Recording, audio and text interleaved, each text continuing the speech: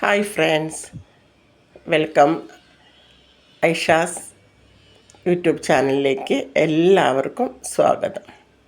എല്ലാവരും സുഖമായിട്ടിരിക്കുന്നില്ലേ? എല്ലാവർക്കും സുഖവും സമാധാനവും സന്തോഷവും നേരുന്നു. ഇന്ന് ഞാനിവിടെ ഉണ്ടാക്കാൻ പോകുന്നൊരു നാടൻ ചിക്കൻ കറിയാണ്. തേങ്ങാപ്പാൽ ഒഴിച്ചിട്ട് പത്തിരിക്ക് നമുക്ക് നാടൻ ചിക്കൻ കറി ഉണ്ടാക്കാം. കുറച്ച് ലൂസായിട്ട് കുറച്ച് തേങ്ങാപ്പാലൊക്കെ ഒഴിച്ചിട്ട്. അപ്പോൾ ആദ്യം തന്നെ ചെയ്യേണ്ടത് സവോള, ഇഞ്ചി, വെളുത്തുള്ളി, പച്ചമുളക്, തക്കാളി നന്നായിട്ട് വഴറ്റിയെടുക്കണം. നല്ലോണം വഴന്ന് ഉള്ളി നന്നായിട്ട് കടിക്കാൻ പാടില്ല. ഉള്ളി നല്ലോണം വഴന്ന് വരുന്നവരെ നന്നായിട്ട് വഴറ്റുക. അതിന് ശേഷം ഒരു മിക്സിയുടെ ജാറെടുത്തിട്ട് അതിലേക്ക് 2 ടേബിൾ സ്പൂൺ മല്ലിപ്പൊടി, 1 table spoon chicken masala, 1/4 teaspoon garam masala, 1/4 teaspoon വലിയ ജീരകം, 1.5 ടേബിൾ സ്പൂൺ മുളക് പൊടി, ഇത്രയും ഇടുക.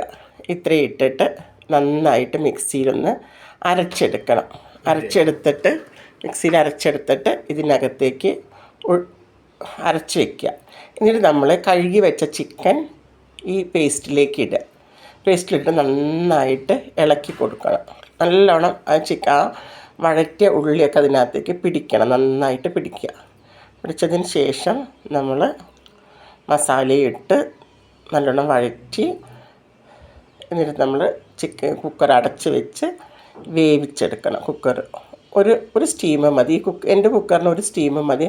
നിങ്ങളുടെ കുക്കറിന് എങ്ങനെയാണോ വേവിച്ച് കഴിഞ്ഞാൽ അങ്ങനെ വേവിക്കണം. എന്ന് വെച്ച് കഴിഞ്ഞാൽ ചിക്കൻ കറിയാണെങ്കിൽ പത്തിരി കഴിക്കാൻ കുട്ടികൾക്കൊക്കെ ഭയങ്കര ഇഷ്ടമാണ്. നിങ്ങളുടെ വീട്ടിലൊക്കെ അങ്ങനെ ആയിരിക്കുമല്ലോ. സ്കൂൾ വിട്ട് വരുമ്പോൾ കുട്ടികൾ ആദ്യം ചോദിക്കുക എന്താ കറി എന്നല്ലേ ചോദിക്കുക. അപ്പോൾ ചിക്കൻ കറിയാണെന്ന് പറഞ്ഞു കഴിഞ്ഞാൽ കുട്ടികൾക്ക് ഭയങ്കര സന്തോഷമായിരിക്കും ഉണ്ടാവുക. അതിന് ശേഷം നമ്മൾ എടുത്ത് വെച്ചിരിക്കുന്ന തേങ്ങാപ്പാൽ ഇതിനകത്തേക്ക് ഒഴിച്ചിട്ട് ഒന്ന് തിളച്ചതിന് ശേഷം നമ്മൾ സ്റ്റൗ ഓഫ് ചെയ്യുക.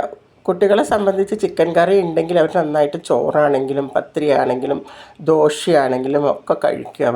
അവർക്ക് അത് മതി, ചിക്കൻ മതി എല്ലാ കുട്ടികൾക്കും.